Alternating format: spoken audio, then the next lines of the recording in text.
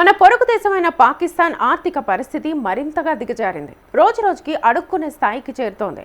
దక్షిణాసియాలోని ఇతర దేశాలు అభివృద్ధి రథంపై పరుగులు పెడుతుంటే పాకిస్తాన్ మాత్రం పేదరికం అగాధంలోకి జారిపోతోంది.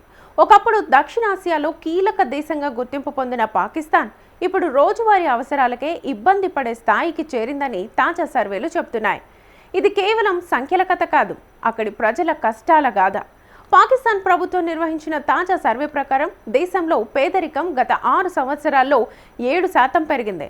2018-19లో పేదరిక రేటు 21.9% ఉండగా 2024-25 నాటికి అది 28.8%కి చేరుకుంది. అంటే దాదాపు 3 కోట్ల మందికి పైగా ప్రజలు దారిద్ర్య రేఖకు దిగువన ఉన్నారు.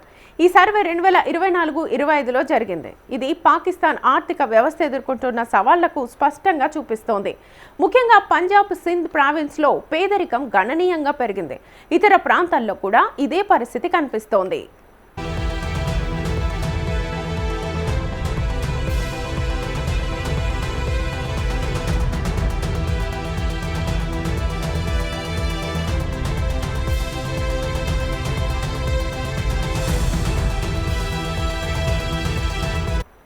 పాకిస్తాన్ ప్రభుత్వం రక్షణ రంగంపై భారీగా ఖర్చు చేస్తోంది. అభివృద్ధి కంటే యుద్ధ సిద్ధతకు ప్రాధాన్యతనివ్వడం వల్ల ఆర్థిక వ్యవస్థ దెబ్బతింటోంది. కోవిడ్ మహమ్మారి, పెరుగుతోన్న ద్రవ్యోల్బణం, తక్కువ జీడీపీ వృద్ధి రేటు, వరదలు వంటివి ఈ పేదరికానికి ప్రధాన కారణాలుగా ఉన్నాయి. ఈ అంశాలు ప్రజల కొనుగోలు శక్తిని తగ్గించాయి. అధిక ద్రవ్యోల్బణం వల్ల రోజువారీ అవసరాలు కూడా భారమయ్యాయి.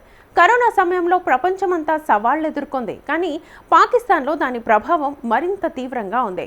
వరదలు లక్షలాది మందిని నిరాశ్రయుల్ని చేశాయి, వ్యవసాయాన్ని దెబ్బతీశాయి.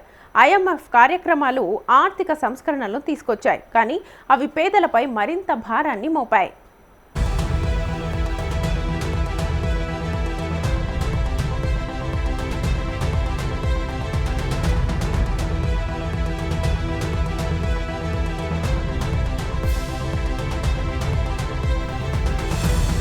గోధుమ వంటి ఆహార పదార్థాల ధరలు పెరగడం వల్ల ఆకలి సమస్యలు తలెత్తాయి.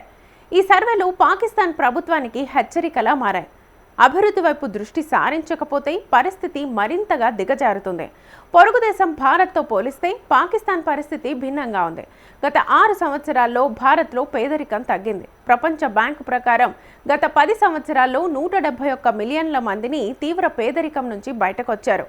వికసిత్ భారత్ లక్ష్యంతో అన్ని రంగాల్లో అభివృద్ధి సాధిస్తోంది. పాకిస్తాన్ కూడా ఇలాంటి విధానాలు అనుసరిస్తే మార్పు సాధ్యమే. మొత్తానికి ఈ సర్వే పాకిస్తాన్కు ఒక మేలుకొల్పని చెప్పొచ్చు. పేదరికం పెరగడం వల్ల సామాజిక అసమానతలు పెరుగుతాయి, అల్లర్లు, అస్థిరతలు తలెత్తొచ్చు.